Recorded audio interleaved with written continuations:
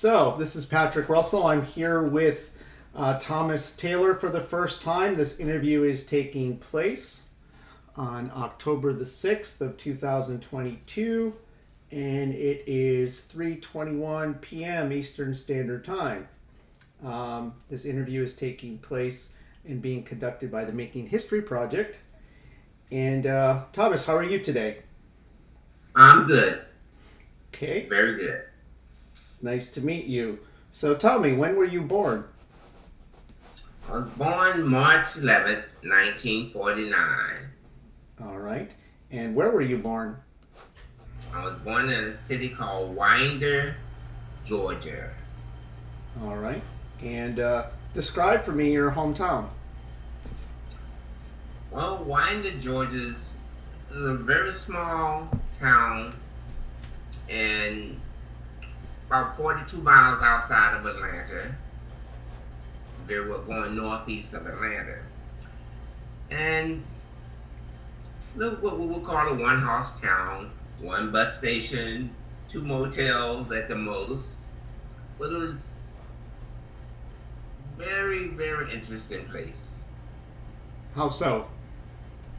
Well, for it to be such a small town, it had, like, my grandfather was a chef, what we would call a chef. He did a lot of barbecuing. And one of the presidents used to send for his barbecue from that little town, when it would come to Summersville, Georgia, down where the president would go for his therapy. Was it Roosevelt that had polio? The one that had polio, yeah.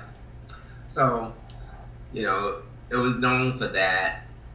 But as a little country town growing up, like, what was, how can it's real unique. It was segregated. We lived on the other side of what we call the tracks. But all right. Very good. Okay. All right. So this is Patrick Russell. I'm here with Thomas Taylor for the first time. This interview is taking place on October the 6th of 2022, and it is 3:21 p.m. Eastern Standard Time. This interview is taking place and being conducted by the Making History Project. And Thomas, how are you today? I'm good. Okay. Very good. Nice to meet you. So tell me, when were you born? I was born March 11th, 1949. All right. And where were you born? I was born in a city called Winder, Georgia. All right. And describe for me your hometown. Well, Winder, Georgia is a very small town and about 42 miles outside of Atlanta. They were going northeast of Atlanta. And what we would call a one-horse town, one bus station, 2 motels at the most. But it was very, very interesting place. How so? Well, for it to be such a small town, it had, like, my grandfather was a chef, what we would call a chef. He did a lot of barbecuing. And one of the presidents used to send for his barbecue from that little town, when it would come to Summersville, Georgia, down where the president would go for his therapy. Was it Roosevelt that had polio? The one that had polio, yeah. So, it was known for that. But as a little country town growing up, like, what was, how can it's real unique. It was segregated. We lived on the other side of what we call the tracks. But you had a lot of interesting things going. Um, a homemade skating ring. So the kids could go skating. Made out of wood back in the day. And it was nice. But we moved around quite a bit. I spent a great deal of my time in Atlanta too, as well. But going back, we stayed. Good and bad times. Okay. And you already mentioned your grandfather was a chef to a president. That's really neat. Well, for the neighborhood, but they would send the driver to get food from him. So he had a reputation. Oh yeah, quite a bit. Okay. And likewise, um, my father was a driver. He drove trucks for one of the prominent people there in Wyandotte, Mr. Reynolds. you know, which was good. I got a chance to meet him. But life, grew up different. I spent my first 3 years there, you know, with some tragedy happening in the family, and we moved away. How do you spell the name of your hometown? Winder, Winder. Okay. Winder. Just like it sounds. Okay. Yeah, in Barrow County. All right. And how big was your family? Well, I had my mother, my father, and 6 brothers. All right. That's a big family. And I'm next to the youngest. All right. And so you told me what your father did. What did your mother do? My mother, she was a stay-at-home mom, up until the expiration of my father. Then she began to do a lot of housework. Okay. Because the education was very limited, with her growing up and her family. All So right. that's what we experienced there. And tell me about school. Where did you go to school? Well, I first started school was in Atlanta. Actually, I missed kindergarten. I went right to the first grade. Because of March being my birthday, they wanted to hold me back. Yet, passing, little tests I could read and write at that age because of my older brothers that had taught me quite a bit, So I was able to miss kindergarten and go right into first grade in Atlanta, and my mom moved around quite a bit, so I would call out and spend every 2 years in a different school, up until my 11th grade, But school was interesting, at the time. It wasn't integrated, it was segregated. Our school was segregated all the way up until my senior year. But it was a taste within itself, I think the liberty on students was different. You get in trouble, you got chastised at school, as well as when you got home. And I don't know, we lost our father at the age when I was 3. From an tragic accident. And so that changed life tremendously for us. Because from my understanding, he and my mom, had been together for a number of years before I was born. Like I say, I'm the 6th son for him. And the way it was, my mother had 6 boys on her side, and my dad had 6 boys on his side. Because my oldest brother was born by another lady. And my youngest brother was born by a different father.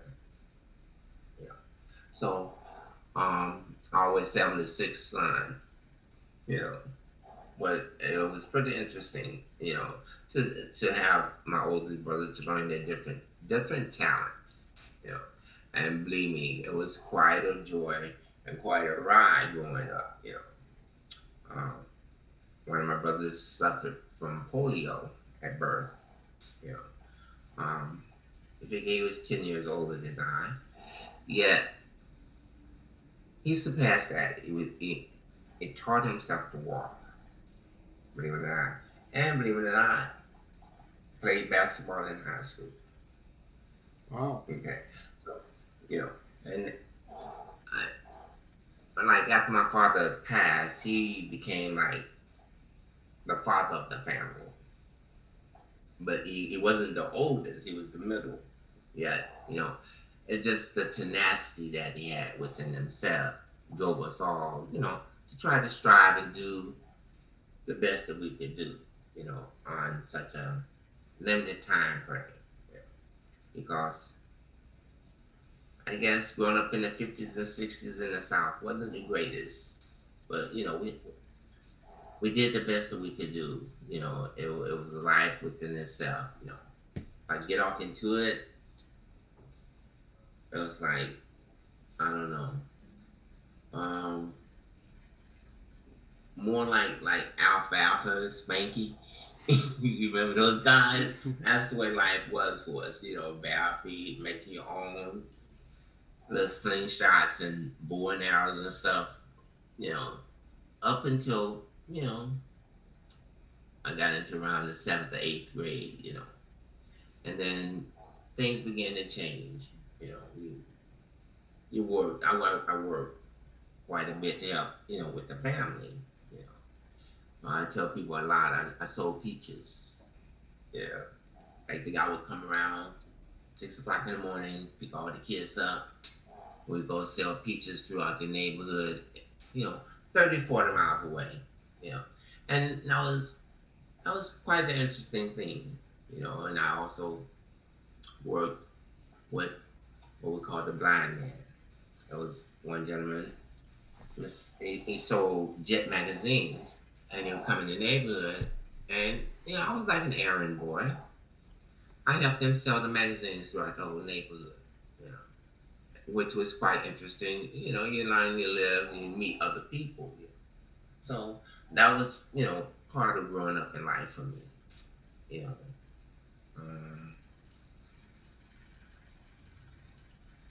I was bad.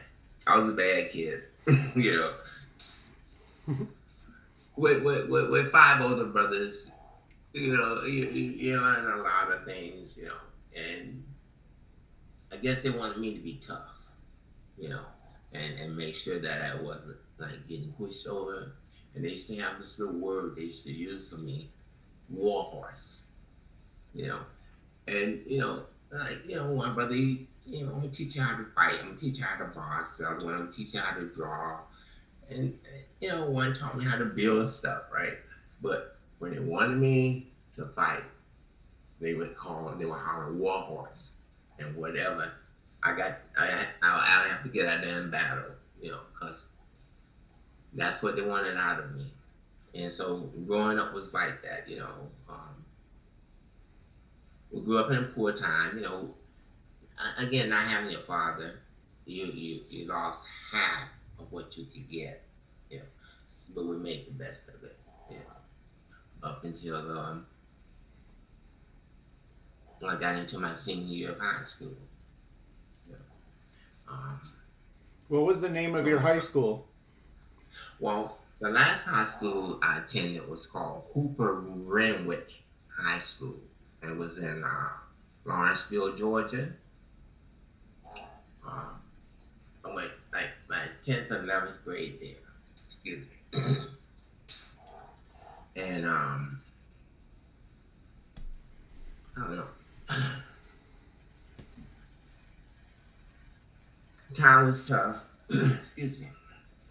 And I told my mom, I said, I don't want to go to jail. 1 second.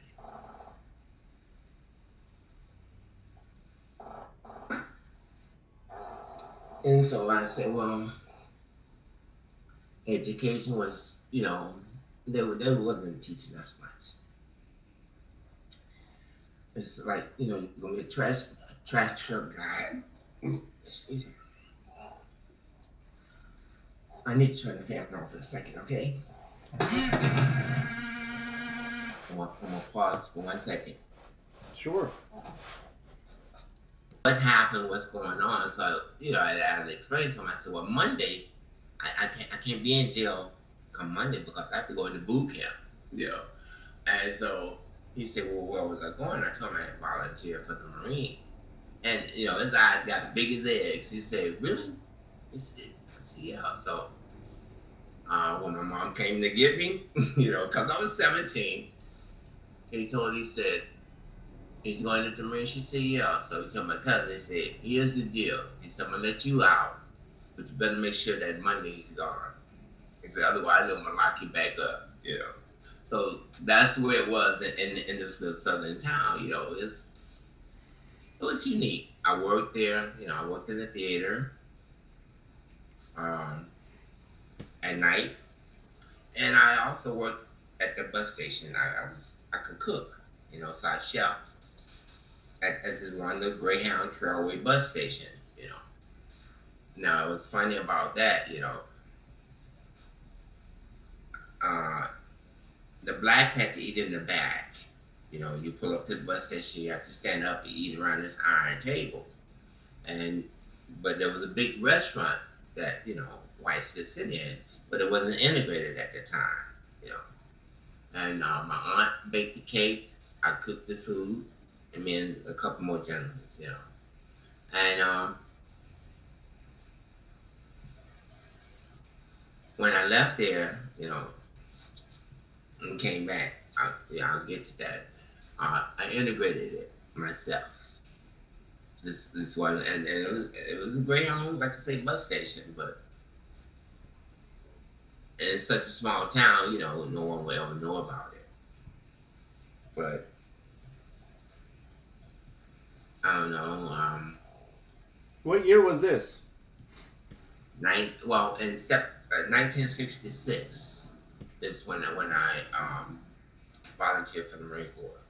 I was one of the what they call a 90-day warriors. I volunteered that May, and went in September 6, 1966. Never forget, platoon 2082 was the name of the platoon. And so from there, life changed tremendously for me. Was not what I expected. None whatsoever. I thought I was tough, but no one told me about boot camp. It was just a high glory of, oh yeah, you can get the dress blues and this and that. But oh man, there was 6 of us from Georgia. Went to Paris Island together. I never forget. It was that night in Atlanta. They was having a riot. So after we had gone to the induction station, they took us out of a hotel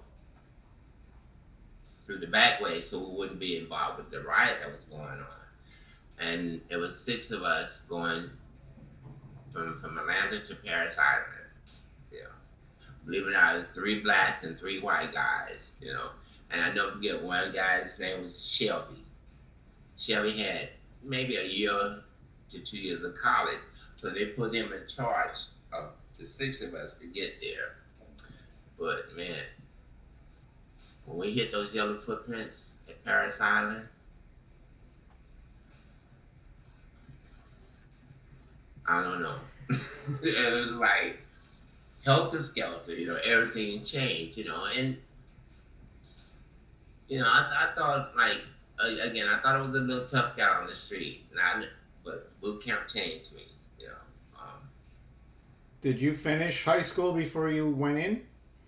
No, that was another thing. I was in my senior year, the day I left school. I gave them a farewell, that September, that week, we had started school, and I told them, I said, well, I'll be leaving on the 6th of September, going into the Marine Corps, you know, and I wouldn't be able to finish my senior year. And that same year was the first year they integrated to school. And, you know, out of my school, I myself and maybe 5 other black students was chosen to go to the all-white school there in Lawrenceville. You know, but, you know, I was pretty good at school. I was A student, B student, conduct C minus, but you know, I did my work, you know, and so, you know, once I told them that, they said, well, you know, we wish you well and stuff like that. It wasn't bad, you know, Vietnam stuff like that was the farthest thing on our mind. We didn't even talk about war, you know, it was just, you know, doing what you have to do, you know. In the neighborhood, you didn't really have that much military experience to talk about, you know. That was not too many veterans around at the time that you knew. So, you know, that was the best thing that could possibly have happened. And so I volunteered and went in. How old were you at that point? 17. I was 17 when I went into the Marine Corps. And your mom had to sign for you, I suppose? Yep. She went down. We went down to the Atlanta station. I tested hard. The guy told me, he said, you should, you know, he said, my test scores came out equivalent to a 2-year college student, you know. So, but I said, no, I was 17. And there was 2 things that I had in my life that I felt was going to hold me back. One, I was an asthmatic, okay? And the second one, God, maybe the end of August 1966, I almost drowned. I said, I couldn't swim, you know, but I was brave. I jumped into the water. And it took me downstream in a whirlpool. And so when we got to boot camp, they threw us in that water, okay, you know, drown proofing. That's the only thing I didn't qualify for in the Marine Corps. You know, because I had flashbacks of going under that water in the whirlpool. But boot camp itself was really something tremendous for me. You know, I thought I was doing okay. A buddy of mine that went in, you know, we came up together in there. Willie Jane Threets. We was bunk mates. And the general instructor said I wasn't motivated enough. You know, and you know, again, I didn't know what it meant by motivation. So they sent you to what they call CCP in basic training. It's custom, correction, and platoon. And you spend a whole day there to motivate yourself.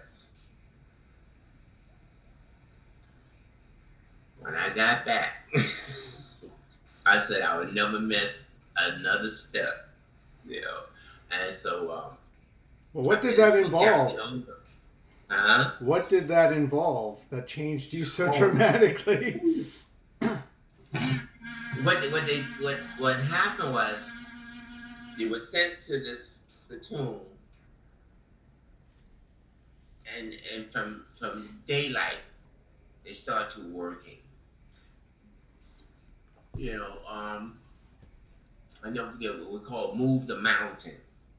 That was a big hill of just dirt and sand, and every guy had to have 2 buckets. They gave us little pail buckets, and you walk around this mountain, this little hill of sand. You move it from one point to 50 yards to another point until you build it back up. We did that. Once we moved that, I mean, the guy was falling out because, you know, you carrying 2 sand buckets until it was moved. And so from there, it made you start doing, you know, crawling in mud, in little sewers, you know, just breaking you. You know, one guy actually ended up going out in a straitjacket, you know. and we had to watch him because it, it wasn't doing right. I never forget the captain was sitting there in a chair near a faucet that you had with water, and he made him with a glass of water or water right there until he made a pool, and he had the guy doing push-ups every glass to make the pool. There was stuff like, I mean, it was really on you, and so we got up the next morning. We walked around Paris Island just to salute the flag. Okay. And then it was like 20 some odd miles. We had to walk there and back that morning. And that put a thought in my mind, like, we have to do all this just to see this flag go up, at 6 o'clock in the morning, you beating us and starving us. So, it was, yeah. I never thought of how something could be, like it was. And myself, not having the full audacity of both parents, Marine Corps became my dad, And so, once I locked in and he got a hold of everything. The only other thing I almost didn't qualify was on the rifle range. I made it marksman, but I got nervous that day, and but I did qualify. So from that going forward, I kept everything on the up and up with it.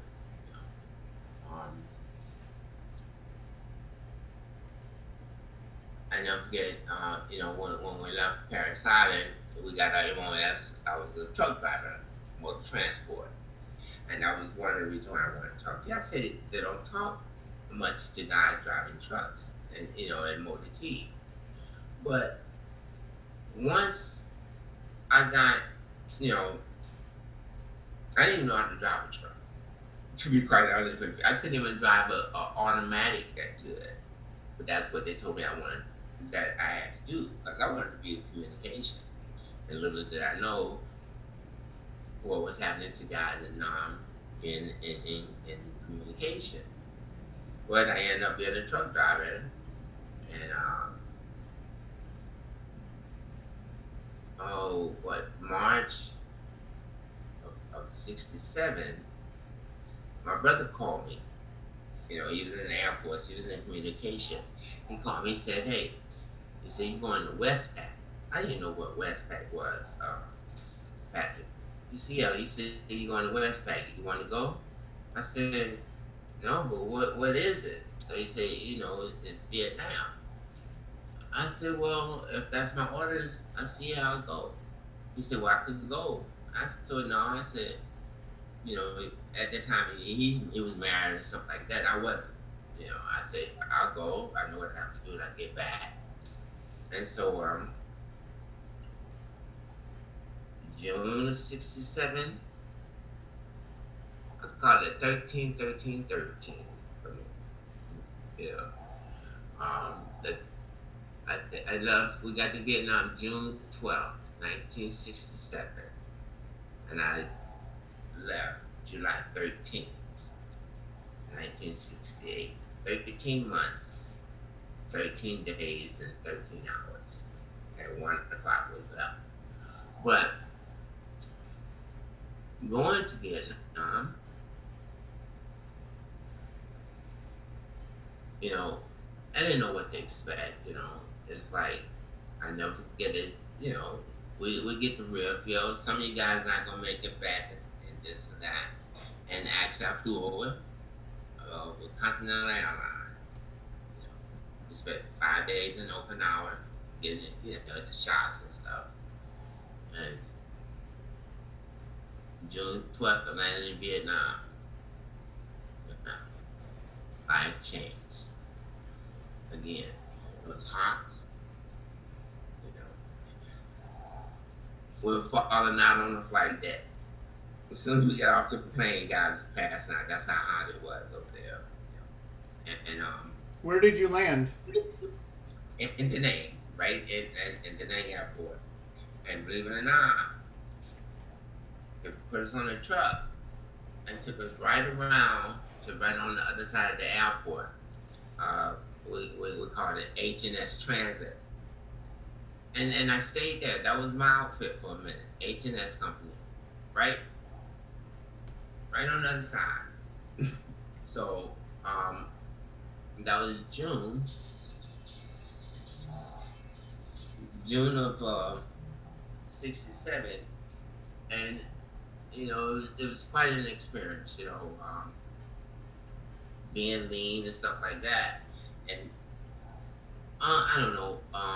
My first experience was we were sitting there, all the new guys. I don't want to get all the gross yet, but like what's going on, and we're watching jets take off on the airstrip, and oh God, I must have been in the country 30 days, and we sitting there and we watched this.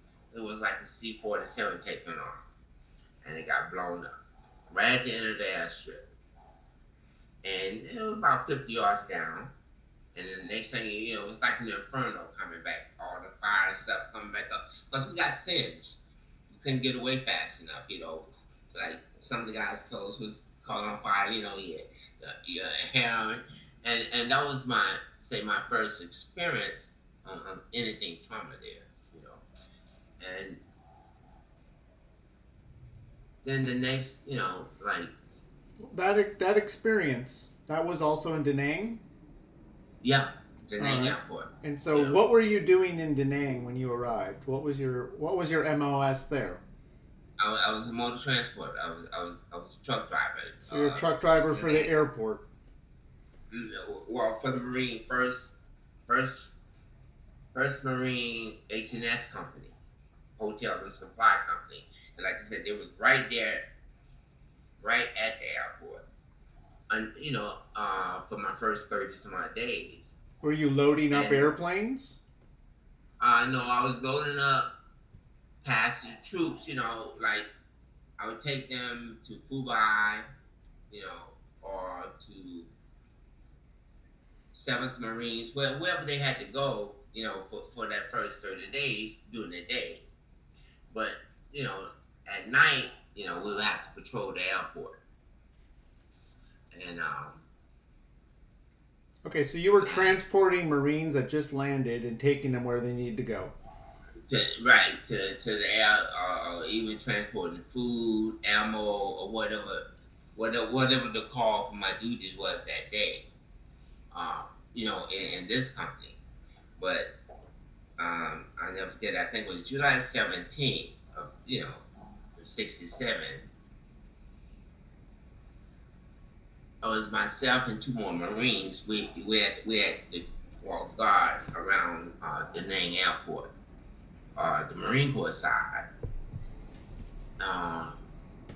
What they had taken us down to where the motor pool was, and I walked like in an L shape. I walked down to this one end of the airstrip.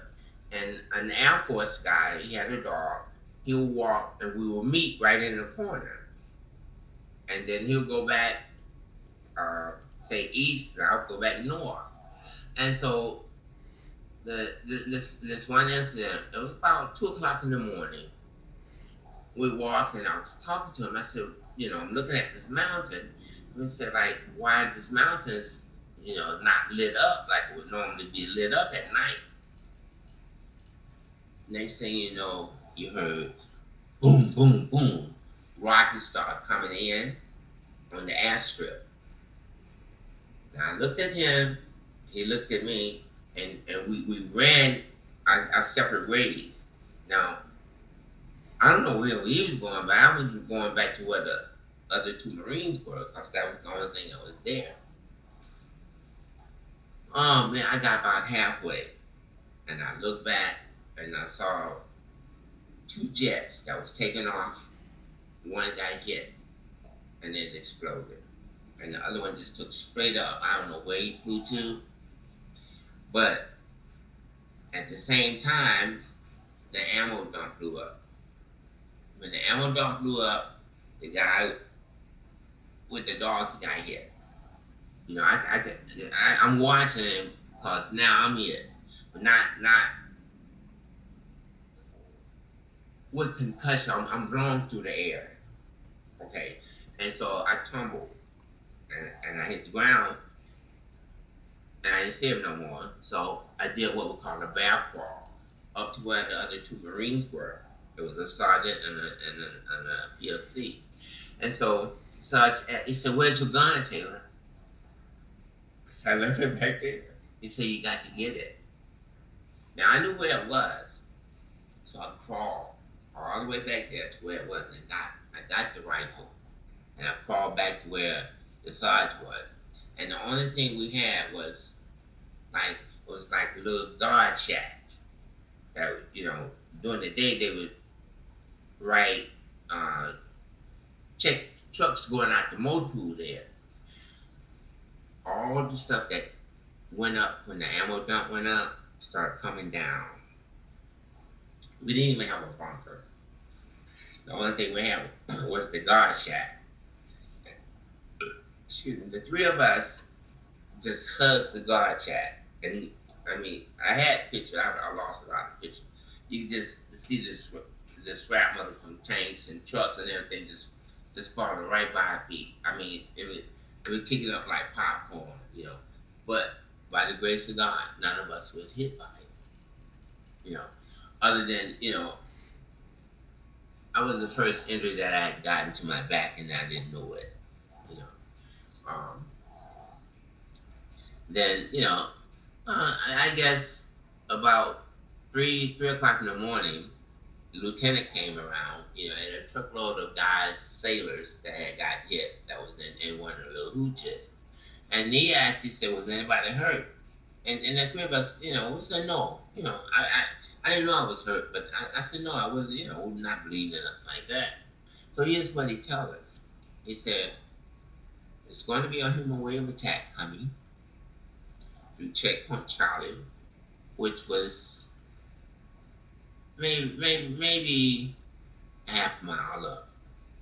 He said, "We are the next line of defense from Checkpoint Charlie. 3 Marines." He said, "Here's what I want you to do." He said, "There's a sewer." He said, "Go get in that sewer." He said, "But you have to stop any and everything that's coming."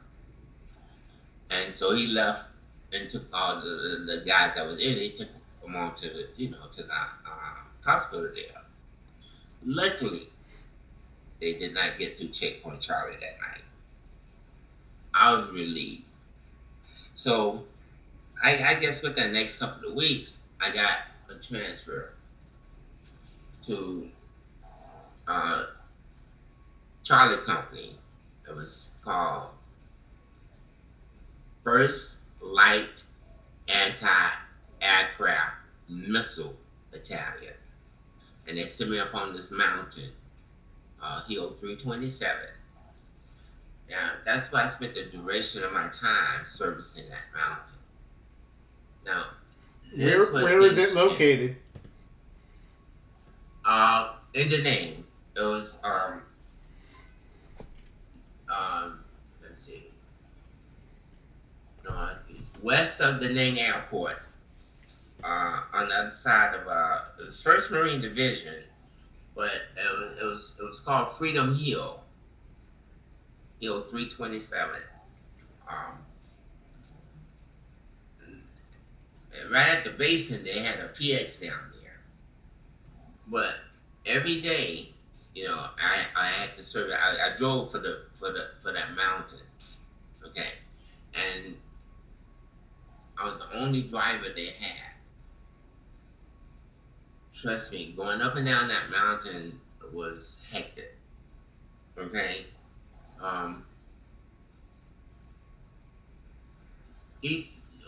6 o'clock every morning. 6 o'clock.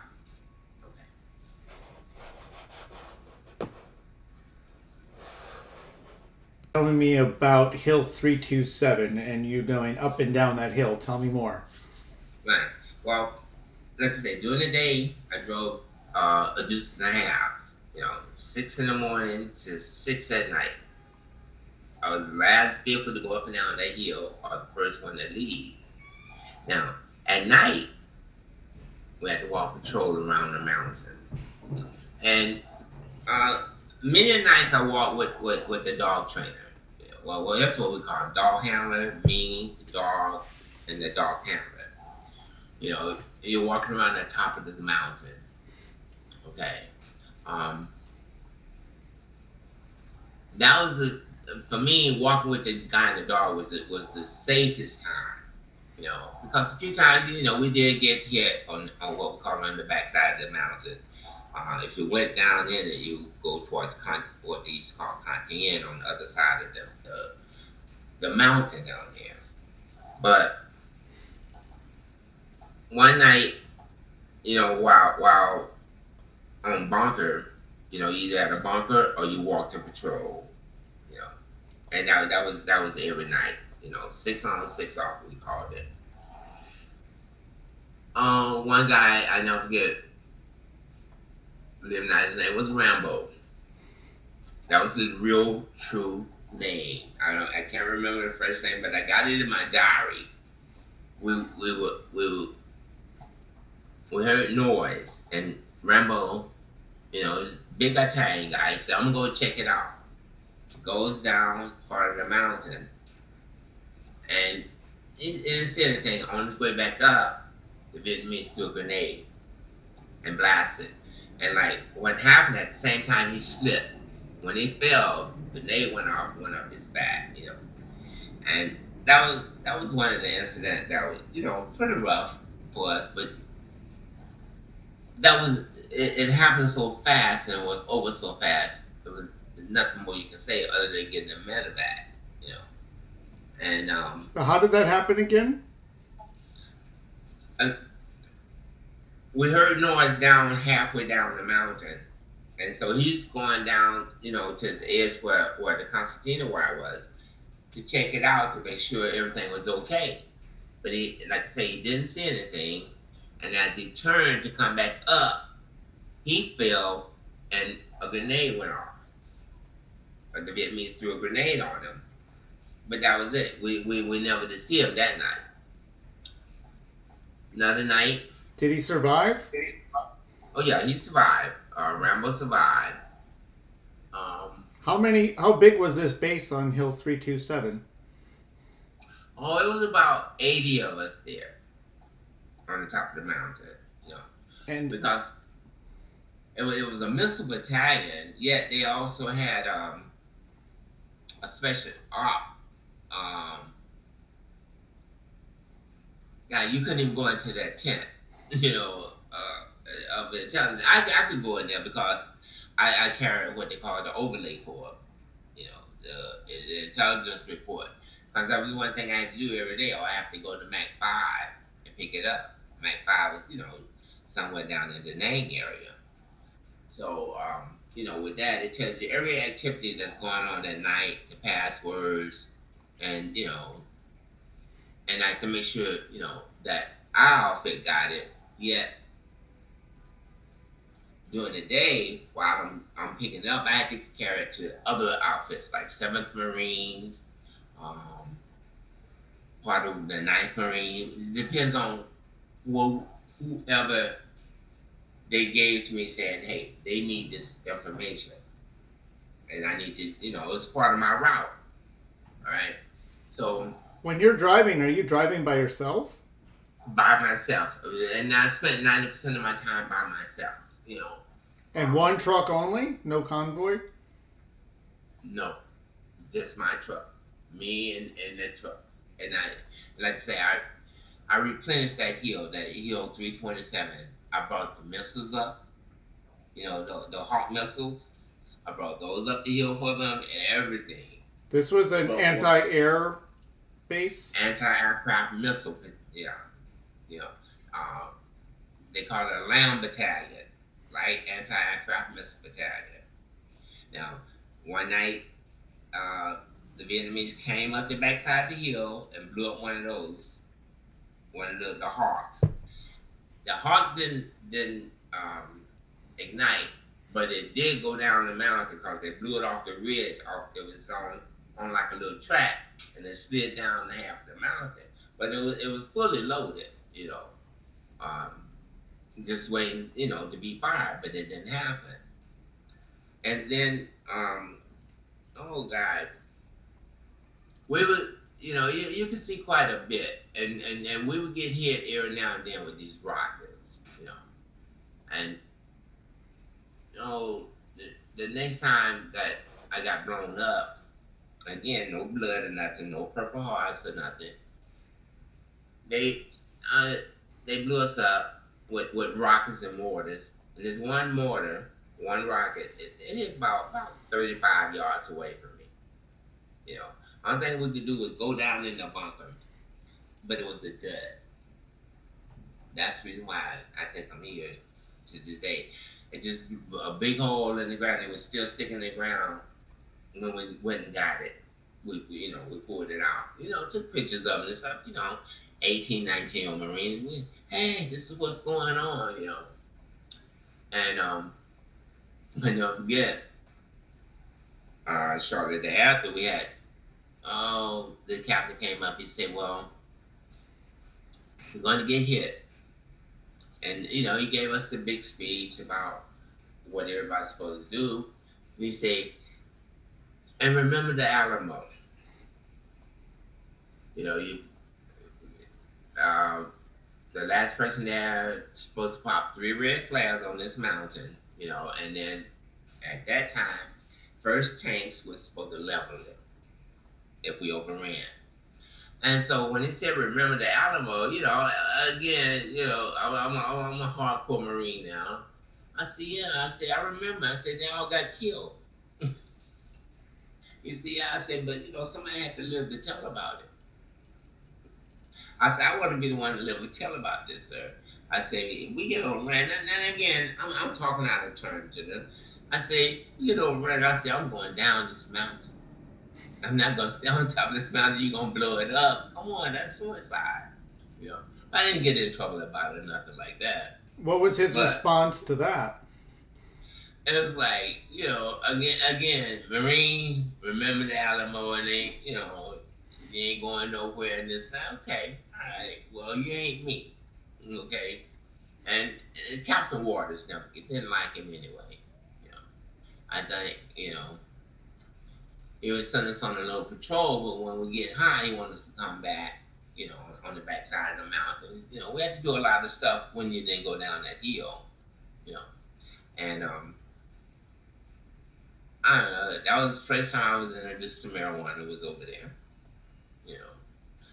And I would bring it to the outfit, I was the distributor, I really didn't know what I was doing, but hey, bring this back up for me, man.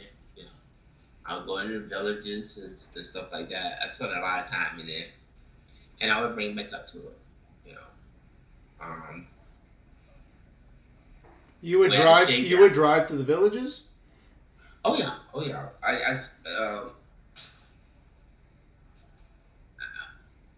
Well, once I got down the hill, I had, like I said, I had to go to several Marine battalions that was out in the bush, and 7th Engineer, 7th Marines. I never forget it. I went to the ammo dump. Okay, now this I almost got busted for doing it, but I didn't know I was doing something that was dangerous. They filled my truck up with all kinds of ammo that I need to get to this outfit. In addition, they gave me TNT with blasting caps. Okay, now I had the TNT on the back of the truck. I had the blasting caps up in the cab with me. And I made it to the outfit and everything. I mean, it was hard as hell. And the captain chewed me up from one side down the other. He said, "You crazy idiot." He said, "You have TNT and the blasting caps in the same vehicle." You see, you could have destroyed us, yourself, and everybody else, you know. But I didn't know any different, you know. I followed order. The man said take it, I took it, you know, and I got it there, you know. But I never did that again, you know. And I know, like, we still have this one here, well, we call it the High Fong Path, and I would have to go up there to take ammo and maybe, you know, maybe a water buffalo, you know, some water for the Marines there. I never forget, on my way there, I saw a pilot get blown out of the sky, you know, but it was too far away. There was nothing I could do, but I had to watch. I watched the plane blow up, the jet blow up, and I watched him parachute down. I don't know if he ever got saved or not, but I witnessed it, you know. And to get back to the outfit and then to tell the guys, well, wow, man, you know, like they was on the mountain, and you know, they didn't get a chance to see it, you know. And then was your outfit integrated? Oh yeah, yeah, very much so. And we had about 13 blacks, you know, in the outfit. We had a little problem, you know. This mostly during the time when Martin Luther King was assassinated. You know,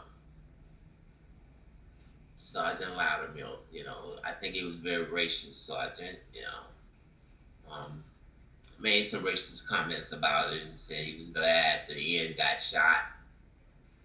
So I got in trouble because I punched him. You know, I didn't think, you know, he should have said it, you know, and stuff like that. And so, you know, but I didn't lose no strike or nothing. You know, I was the last corp. I didn't lose any strike, but it was just the respect, you know. And then, let's see, we had one fight one night that stemmed out of you know, blacks against white, basically, you know, because the one guy that was in communication got into it with one of the grunts as to, you know, life expectancy, and then led out to an all-out fight, you know, lock and load, well belts and everything, you know, until, you know, the CO and them came and broke it up. But other than that, you know, we didn't have too much of a problem up there. Now, one of the things that did happen, you know, they had this thing they call the smokers, you know, or, your box, right? And I had taken my outfit, you know, from on the hill. We went down to, you know, headquarters and down in the lane, and you know, the guys was boxing and stuff. And I never forget, this one guy, he was from Alabama, Private Hope. He was about 6'3", white guy, and he kept using the N-word with the sergeant that was boxing this black guy. You know, beat the nigga. That's what he was saying. You know, and he's sitting beside me. You know what I'm saying? Like, you ain't got to go with all that other like that. You know, next thing I know, he and we get in an argument because he, you know, he's talking the way he's talking. So he say, I tell you what. They say, why don't you get in the ring? Okay. Now, where was you?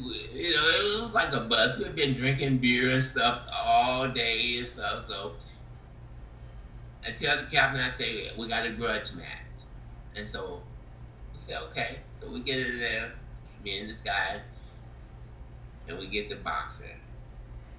And, you know, I'm doing pretty good. I can hold my own. But he hit me in the stomach. You know, and I'm falling over. I can see his uppercut. I mean, he was coming right from my chin. But luckily, I dodged out the way. But I beat him pretty bad. You know, afterwards, they started calling me Cannonball, right? So We get back to the outfit about 3 or 4 days later. They said that he had a concussion, but he was one of the main ones that was stemmed the race problems in our outfit. But a lot, Patrick, a lot of things happen. Like some of the guys came and say like, you know, not knowing how we were growing up. I never forget the guy told me, he said, our parents used to teach us to stick the dogs on you guys. The guys that was from the South. See, yeah, he said that's what we talked about, making our dogs bite y'all when you walk down the street and stuff. But they learned how to respect each other at that time. And I think that was a great thing in life for all of us, in that era. We learned each other's walk of life. It may not been the best, but we did get a chance to identify ourselves with it. And so, from there, like, I never forget, I faced racism even with the Vietnamese. I went out, I had to take what we call truckload to go get sandbags. And we was out at Red Beach in Vietnam. And, the Vietnamese kids out there, they help you fill the sandbags and stuff. And I never forget, this one little Vietnamese girl called me a nigga.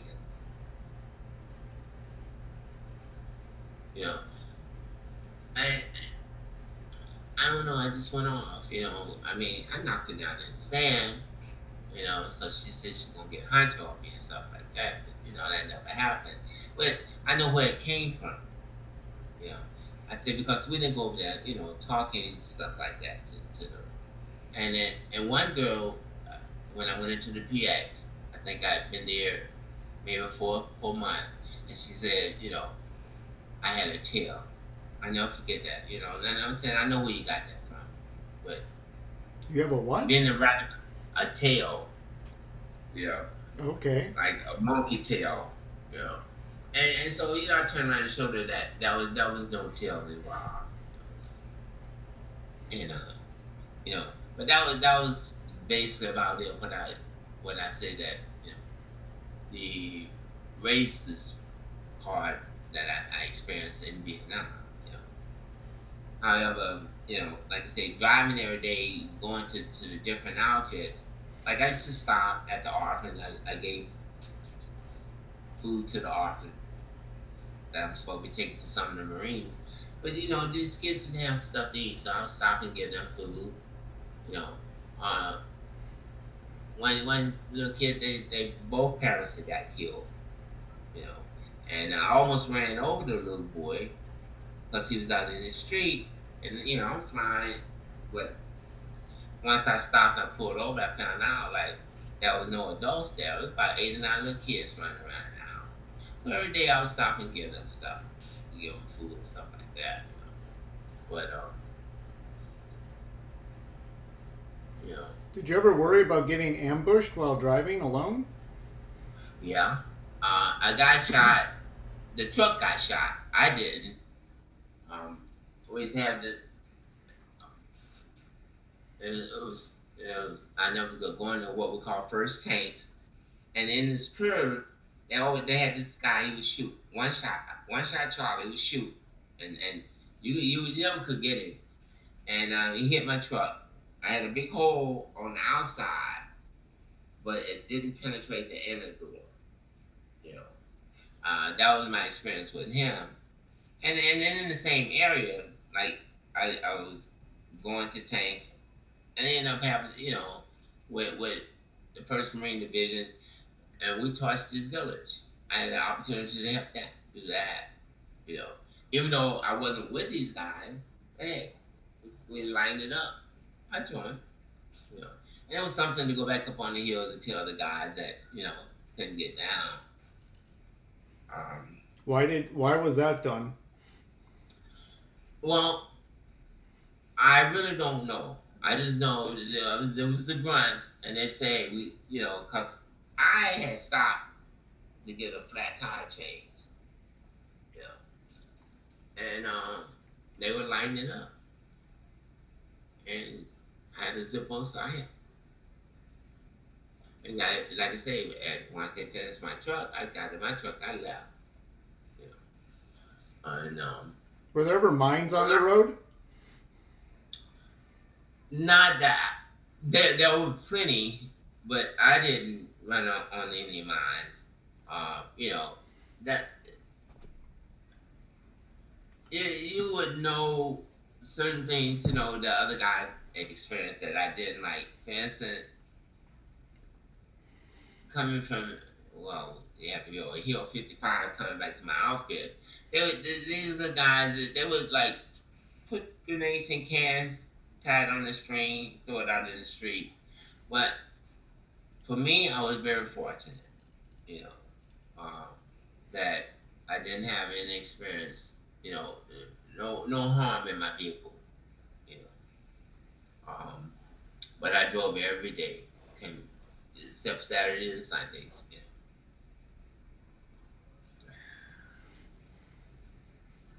know. Okay, thank you. While in the Marines.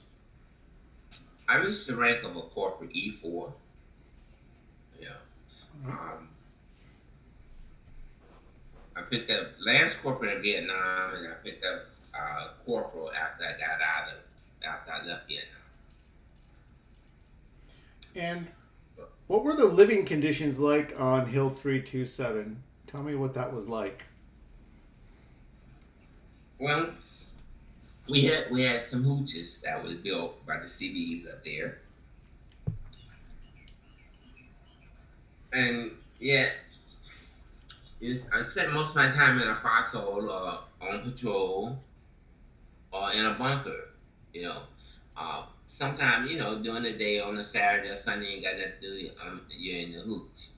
But most time you walk and patrol at night around the top of that mountain. You know, making sure everything is, you know, going okay. I mean, one night I fired up on some Marines that wasn't supposed to be where they were, but I didn't know it. I just, you know, I was on a 50 caliber, and I saw something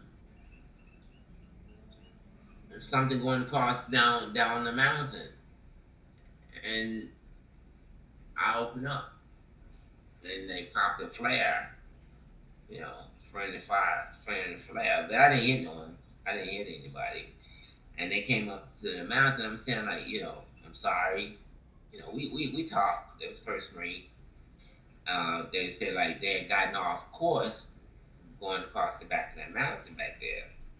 But, you know, as far as we know, no one's supposed to be back there. You know? So that was one incident that you know, it scared me a little bit firing on them like that. And then one night we came up on a firefight. But the guys, it was about 6 Marines, they got killed that night. But they were down the mountain. There's nothing that you can do when you can't get to them to help, other than the next day, you know, when the body was retrieved, the Vietnamese had slipped in to kill them, you know. And being naive, you know, like, we didn't know how they got there, but later on in our life, you find out, like, they had little bunkers, you know, in the mountain, you know. In fact, like, I would go pick up what we call the barber, 2 people that help clean the kitchen on this mountain. And, you know, the one morning I'm sitting there in the village waiting for these people to, you know, get the clearance so they can get on the truck. And I'm sitting in the yard talking with one of the papa's son. And, he was showing me how they made whiskey out of rice, you know, white lightning. And so, you know, he let me taste it. And you know what he told me? He said, look, he drew the top of our mountain. And he drew for some bunkers where no one was supposed to be back there. You know, so I turned him into the authority. You know, I don't know what they did with him, but it was frightening for him. You know, being down on level ground to know what we was doing up on top of that mountain. You know, but He identified where your bunkers were. all of them, yeah. You know, and then Hannah one night called out our bunker. She said myself and the dog handler was going to get killed up there. You know, She knew your that name? didn't happen. Huh? She knew your name? Yeah, on the radio. And she came out on there. She say, the dog handler, well, not Taylor, but the dog handler and the Marine there on here 327 is gonna get killed. You know, but we didn't. You know,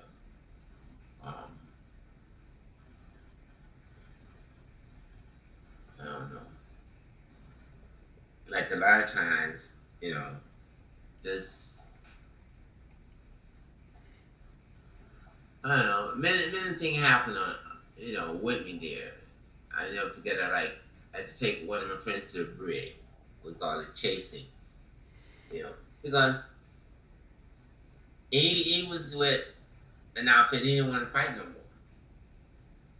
and so they sent him to our outfit. And when he came there, they had orders for him to go to the brig, and I had to take him. You know, and I know, yeah, I took him. We all through 6 o'clock that morning. We left the hill. I got him to the brig about 5 that night. You know, because I didn't have to take him right away. But you know, he wasn't going to escape or nothing. He knew he was going, and so we just, you know, used him as my aid driver as I drove around. You know, and like I have people laugh. I say, I'm probably one of the only Marines you know that got a speeding ticket in Vietnam in the combat zone. And which I did. I was flying, you know. We had one mechanic had taken the governors off the truck, you know, because I told him, I say, you know, it was going too slow. And so I'm going through this one village, through this jungle, and next thing I know, here come the Air Force MP in a Jeep. They pulled me over and gave me a ticket for speeding in the combat zone. Can you believe it? And so and I had to take it, you know, to show the captain. And so, you know, I got punished for it, you know.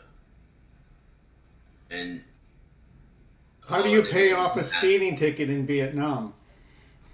Well, I cleaned this water buffalo. You know, with a wire brush, he had me cleaning that out, you know.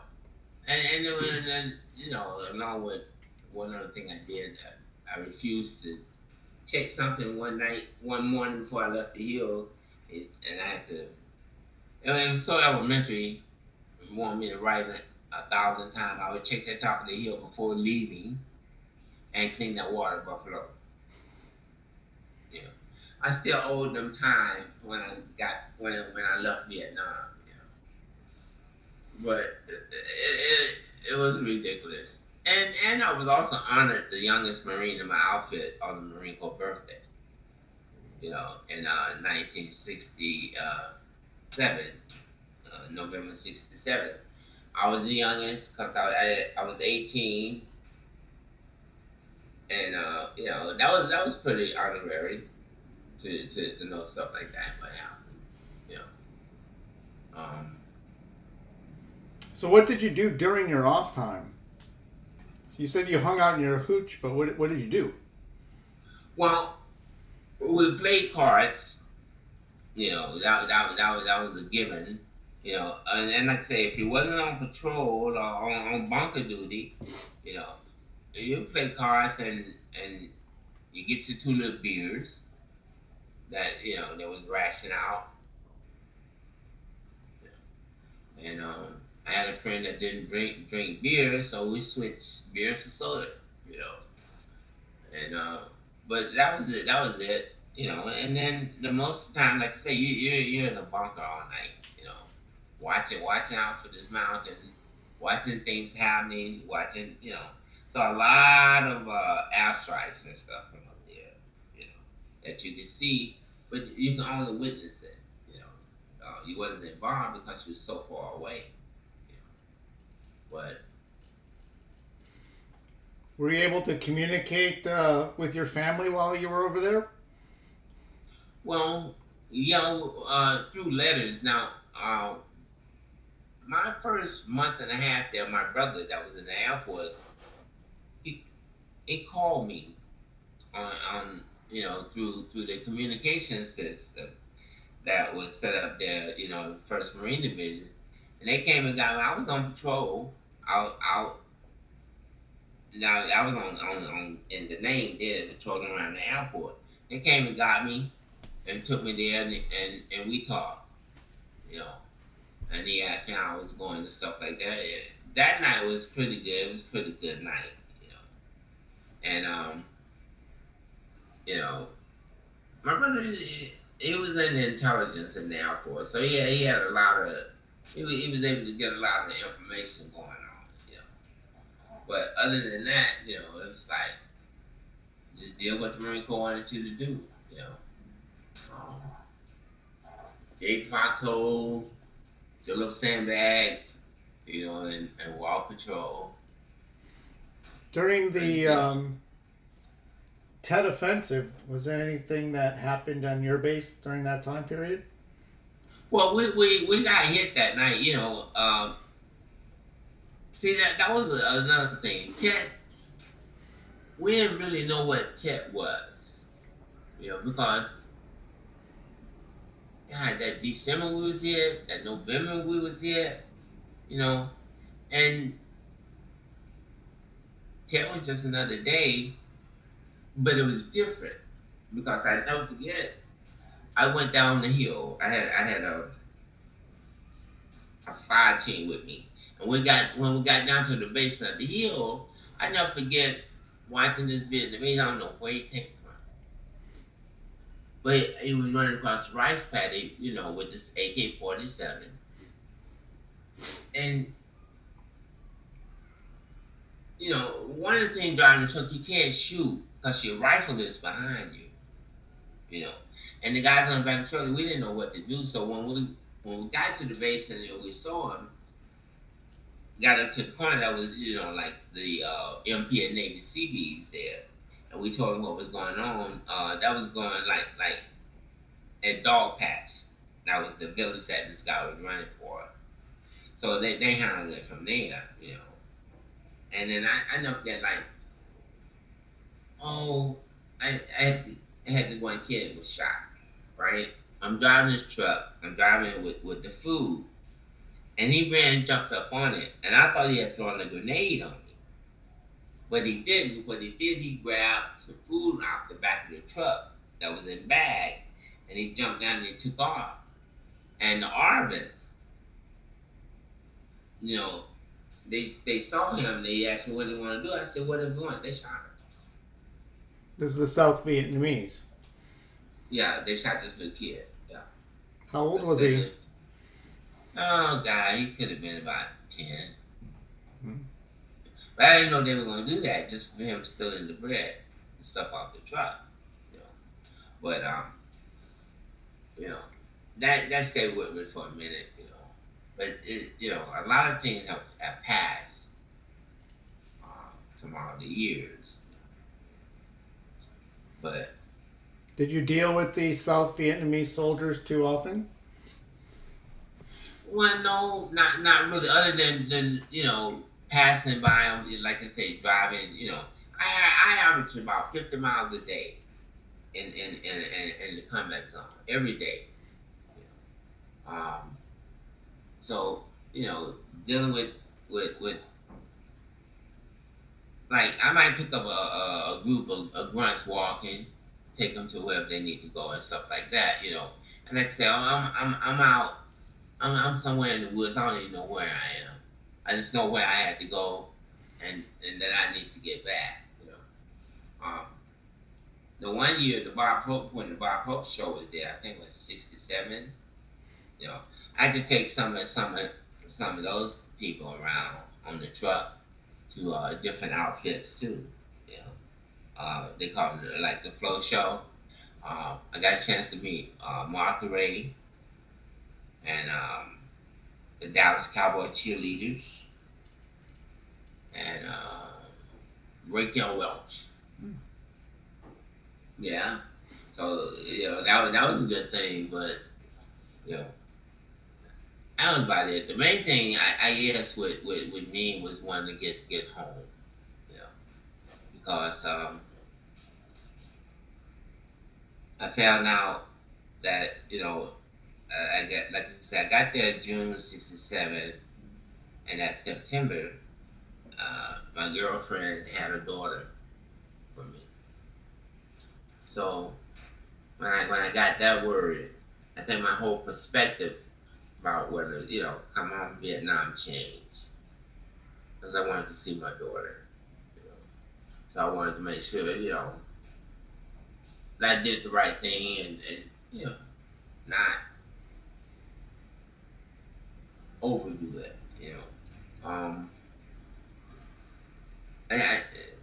It's something I missed. Like my first 30 days in Vietnam, I had a buddy that I used to run with when we were in Lawrenceville in high school. He went into Marine Corps, but I didn't know that he had gone to Vietnam, and I hadn't seen him until that 30 days that I was in Vietnam. And I never forget, it was real dark, because there was no lights.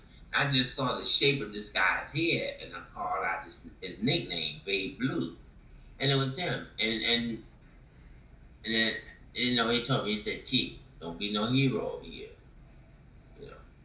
And I took that to heart, because he and I was real tough and rough on the streets. We stood back in many fights. He said, "No, don't be a hero over here." Because he knew my dust. I probably would have tried to do something courageous, but I thought about it, and I made it back. He made it back, I made it back. What was your proudest moment while in the Marines? Oh. Well, one was, making it through boot camp was a proud moment for me, to have my mom and my little brother come and see us graduate at Paris Island, and then, when in Quantico, I spent a few months there in Quantico, we call short-timers mess. I was pretty proud there, even though, believe it or not, it was more like mess duty. But the thing I did there, this one captain wanted to promote me. I worked out in where you throw the food, the slop, and it was nastier than being in the middle of a garbage truck. But you know what I did? I made it immaculate. You could almost eat off the floor. I cleaned it up just that well, and organized it, and I never forget Captain Waters. He came, he saw it, and he wanted me to extend in the Marine Corps and join and work for him, but I didn't want to, because he was CIA, and I didn't want to work with him. And that was a proud moment for me, to be recognized like that, And did you receive any awards or medals from your service? Well, just the regular. I didn't receive any Purple Hearts or nothing like that, but just our regular service medals, and I guess being with the First Marine, we got the President Unit Citation Medal, and that was about it. And the combat action ribbons that was awarded to us while in Vietnam. And what was your most memorable moment from your service in Vietnam?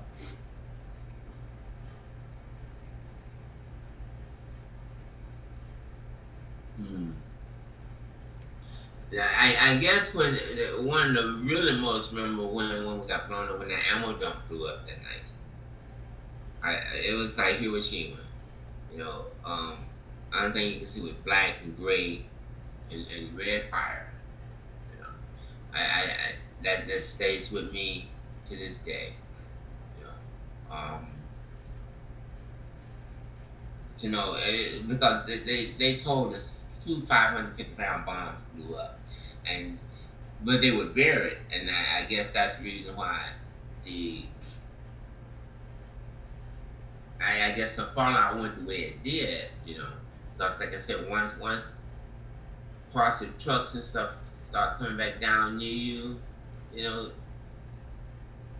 and you can just hear it thumping, you know, hitting the ground and hot, you know. I had pictures of it, but like you know, I lost a lot of stuff in life since I've been out.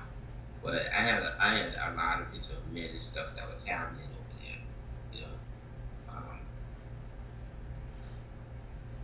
But that's one of the ones, you know, and then watching that jet blow up, get hit, you know, stuff like that you won't forget, nor will I ever forget, you know, the pilot, you know, whom I never know who he was, you know, and hopefully he was okay, but to see him have to eject out of his plane, you know, something you only see once in a lifetime. And what about interactions with the villages? Anything memorable from that? Well, yeah, you know, with the kids, you know, I always love the kids, you know, and like I said, I would take them, give them food, ice cream, and as much as I could, you know. Um, like this one route I used to go down, and that was I never forget a little Vietnamese girl. She had a little store, you know. And I would stop and talk with her for a while. She was about the same age I was, you know, and we just interchange, you know, how Vietnam life was versus growing up in the South. You know, a lot of it was close. You know, like we lived off the ground quite a bit. You know, but going through the villages, it was hairy, but I did it. You know, did some wild things as well with the truck. You know, you know, sometimes you just drive through rather than down the road through the cemetery just to get by, you know. And during the monsoon season, I never forget, like, I got stuck in this one village. The tanks did. At night, they helped them get out from being stuck, you know. You take a winch them out with your truck and stuff, you know. But again, that's a one time thing. It didn't happen every day, you know. And then you get back to your outfit, you know. You share life with those guys, you know. Probably wouldn't know any one of them if I saw one today, but that was it. You know. More of a loner. Okay. War is hell. Yeah. All right. We had another little phrase going on with it. You know, war is hell and combat was a motherfucker. All right. And do you agree with those phrases? Well, yeah, I have to because it was like hell, you know, especially when action happened. It didn't happen every night with me, but when it did happen, you know, it's like you pray to God, I hope you get through it. You know, especially when you're getting rocketed and mortared and there ain't nobody around. And what was the time where you, I guess, you felt the most frightened or about what was happening around you? Was it on that airstrip? Well, that was one, and on that mountain, you know, when they rocket us up there on the mountain, like I say, when that does happen, several times, you know, we would get hit like that for no apparent reason, you know. So Did you have Those any? were, Oh, go ahead. I'm just saying, those are some of the most scariest times of being there, you know. Um, Otherwise, you know, you was talking as to what was going on. Did you have any type of rituals or habits that you would do, kind of to be lucky when you either would go out on patrol or hop in your truck? Well, no, you know, I was very spiritual. I prayed, you know. The family taught us that. But, you know, it's like many times I had what we call a reactionary force that I had with me when I was on this mountain, you know. Whereas if again, I never had to exercise any of the use of it, but our job was to replenish the ammo around the top of the mountain, and you know, if you needed help on one side, we was there, you know. But that was about it, you know. Nothing. Vietnam was not a happy place in my mind. You know, it was once I got there and found out what we was doing, it was like I want to be home. You know, I think that was one of the deterrent for me not standing in the service too. You know, I see. Once these 3 years is up, I'm out. And you know, like I never ever wanted to go back to Vietnam. You know, didn't take R&R because I think I probably would have not gone back. You know, Gone back to the hill. yeah, I probably just went UA. You know, and my mind was like that. So I said my best thing is not to take the R&R. Do my time and you know get out of here.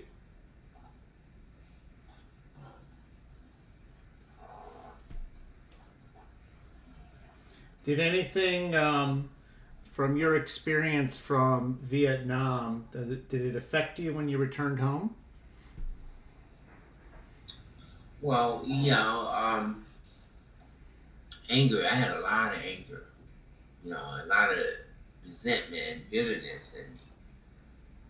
You know, from just being there, being in the service like that, and you know, like I didn't dislike the Marine Corps.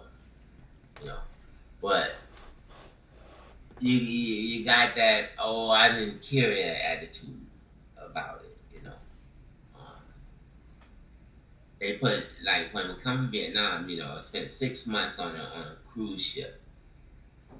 They said that was supposed to be to deactivate us, to debrief us from Vietnam. That wasn't good either. Um, Fell on some hard times there, you know. Guys getting killed accidentally, drowning, you know, and searching for bodies all night, you know, cause a mite boat, you know, how when you go ashore and the Marines run off their little boats. Well, one of them flipped over at sea and the guys drowned. Those that couldn't swim and some of them that could swim, and we had to search for them like for 2 or 3 days, you know, day and night. So you know, stuff like that, you know. But that was a trip within itself, you know, being on that ship for 6 months. And like I said, the main thing was do my time and get on out of here. You know? Why did you feel bitter? Well, I thought I was a man. You know, I thought I was learning. I thought, you know, oh yeah, I'm tough. I know this. But the bitterness was like, no, this ain't right. You know, uh, I'm a person like this. I know I should have been a sergeant before I got out. for the stuff I did. I was angry because they would then promote, the Marine Corps. That is, I don't know the other branch, but um, you know, I was wild and really didn't know it, but I stayed within in borders. Like I didn't do anything wild enough that's going to get me in trouble or say stripes taken away or nothing like that. But I just didn't care. It's like, hey, excuse the term, movie stars and fuck the Marine Corps. Just like that. Didn't care about it. You know, I volunteered to go in. Now let me do my time and get on out, and I won't look back. You know, and I didn't. I got my draft card after I got out, but you know, yeah, I did. So I settled that, got that straight. But I just wanted to get out, make a life, and you know, didn't I really wasn't as sharp as I thought I was. Didn't know nothing about the VA. Didn't know nothing, about health and stuff. You know, when we got out, I never experienced the the spitting on the uniform stuff. When I came back to Vietnam, I never had that type of a problem. I did have one encounter, but it was with two GIs, Army guys, when I got back from Vietnam um, at Fort Bragg. I was traveling through, getting back to the June, and these two Army guys, they just kept messing with me. Two white guys though, they was a little drunk. They kept putting his hands on my medal. Oh, you got this. I said, don't touch me. Don't touch my uniform. And he disrespected me again. So I told the guy, I said, man, you stop your friend. And so I ended up having to fight him. And not really knowing that I'm right in the midst of all these Army guys. The next thing I know, they were surrounding me. But that was about 4 or 5 other Marines was there. So we did a 360 circle until the peace came. But that was about it. Otherwise, I was proud. I was a proud Marine. Don't misunderstand that. I was proud of my uniform. I wore it every chance I got. And the people respected that. Where I grew up and where I was. And I'm glad I didn't experience, the other culture of, people disgrading the uniform, because I probably gotten in trouble there too. And when we got back, also even though we trained for the riots, when I was at Camp Lejeune, we trained for the riots that was going on. So I was a driver for a riot team, but luckily it didn't happen.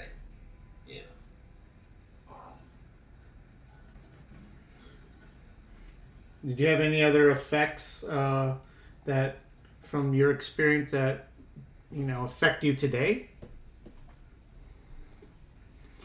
Well, with the PTSD and stuff like that, yeah,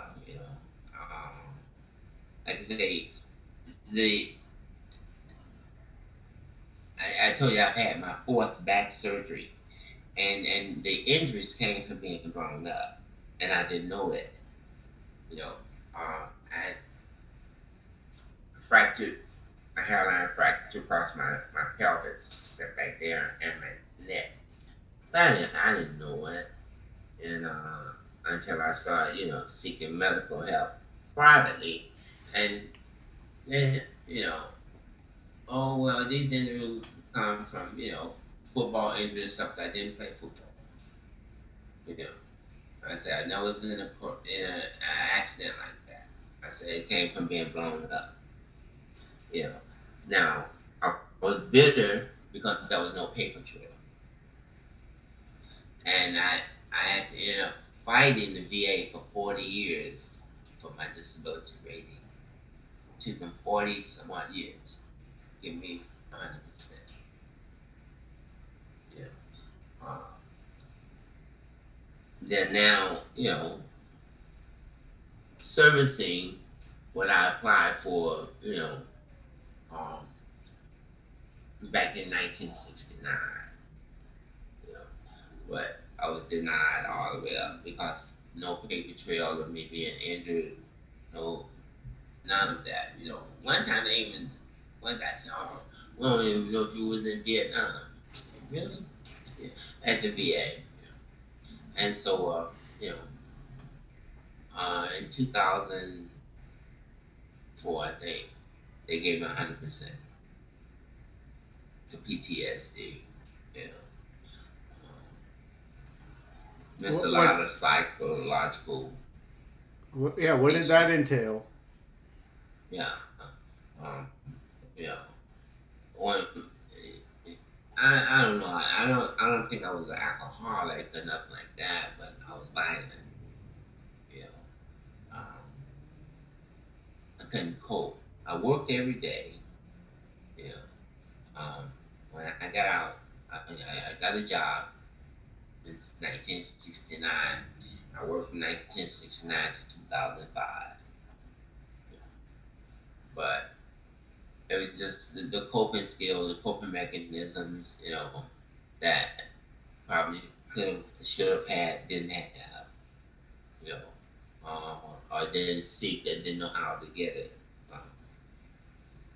Like I said, I didn't know about the VA when I first got out of service. A friend of mine that was a corpsman, we met downtown, and he the one that turned me on to the VA, and that's like in 1970. But yeah. Besides anger, what other issues plagued you for the PTSD?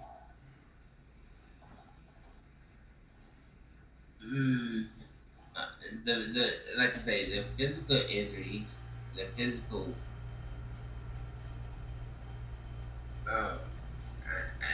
It's hard to explain, when you've suffered from pain and there's still certain, like, why do I spaz up like this? I told him, I said, it has to either be from Agent Orange. I have 52 conditions secondary to that Agent Orange. Yet they denied me a claim for Agent Orange. Now I'm finding out that also being a county drinking the water we drink have a problem. So I have that claim going because if you looked at me and looked at my records, you would say, "Oh, this guy's okay," but the doctors know. They said, "No, stuff is wrong."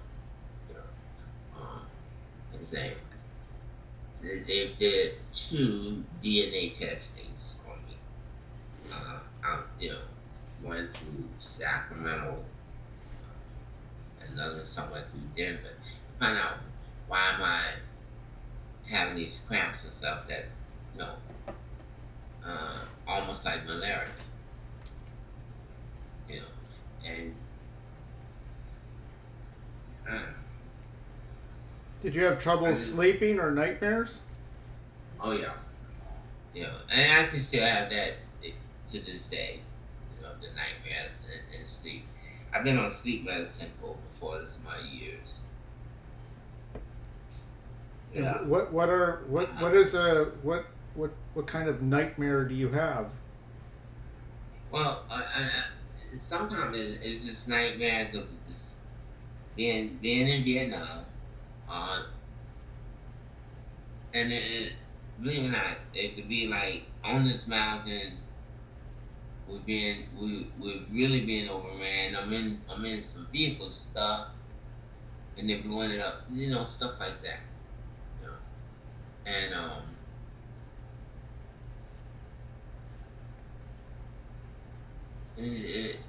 it's really sometimes hard to explain. been in psychiatric treatment for a long time, for it. Related to this? Yeah. Mm-hmm. Do you have issues with like nervousness or sudden movements, things like that? Yeah. Uh, I try to make myself strong and doing stuff, but it's like I couldn't stand noises. Can't stand, you know, 4th of July to get me. Those booms. It used to be real bad, you know, years ago, but I've learned to cope with quite a bit now. You know, um, like I say, it wasn't that I was drinking, but I used to drink. I don't drink now. If I want to, I have a drink, but I said I can't let that be a problem for me. And like I have 3 daughters. I have to make sure that I stood for them. 6 grandsons. Now I got 7 grandsons. 3 daughters, 7 grandsons, 2 great grandsons. My oldest daughter spent 20 years in the Marine Corps, and then my 2 other daughters, they work for the prison out here in California. One's a nurse, and one does like NCIS work for the prison. So I'm pretty proud of that. I'm a very proud father. Yeah, I've gone through 2 divorces. I live alone.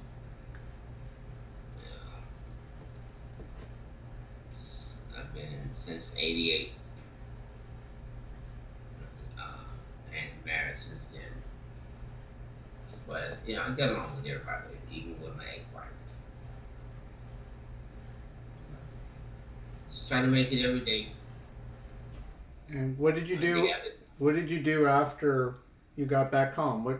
What career did you undertake? Actually, I ended up in the financial industry. I was manager of a finance company for a number of years. Worked at the bank as a banker for a number of years, and I worked in credit and collections. I retired retired in 2005 from Pacific Bell, the elevator provider. And I haven't worked since. Just maintaining life. So that's about it. Is there anything you would like to add that I did not ask? Well, one thing I just wanted to make sure that I got in that I was in platoon 2082 in the United States Marine Corps through Paris Island. But life. I don't think that's like my life growing up without my dad was rough. My mom raised us 6 boys. And she had a hard time in life. My mom lived until she was 96. And now out of 6, there's 3 of us left. Me, 1 older brother, and my younger brother. And so that's about the sum of life right there. Other than my daughters and my grandkids. I don't see them that often, which is okay with me. But we talk and stuff like that. But I don't think I want to be close. In fear of what may happen in your future in life. I'm not as strong as I used to be mentally. So let's lay low. Is there anything you would like to tell future generations? Well, one, believe in yourself. believe that, you know, you could do what you have to do. One of my philosophies that I told my daughters is no is not an answer you seek. Um, Whatever you want, it's available. You can get it. Apply yourself to get it. You don't have to be rich. You don't have to be poor. But use your common sense to get anything you want. You know, and treat your fellow man right. Um, I try my best not to judge anybody, regardless of what the situation may be. Um, you know, and be true to yourself.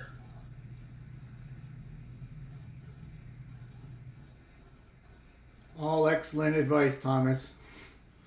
I want to thank you so much for sitting for this interview and sharing your story. And thank you Well, for I think it too. what you did for our country. I really appreciate the opportunity to have the interview with you, Patrick, because it was something, that had been on my mind for all these years. Like, God, again, being a truck driver, you don't get all the glamour and glory like other soldiers may get in life. But what I saw and experienced, it was just a one-man show on many occasions. Many occasions.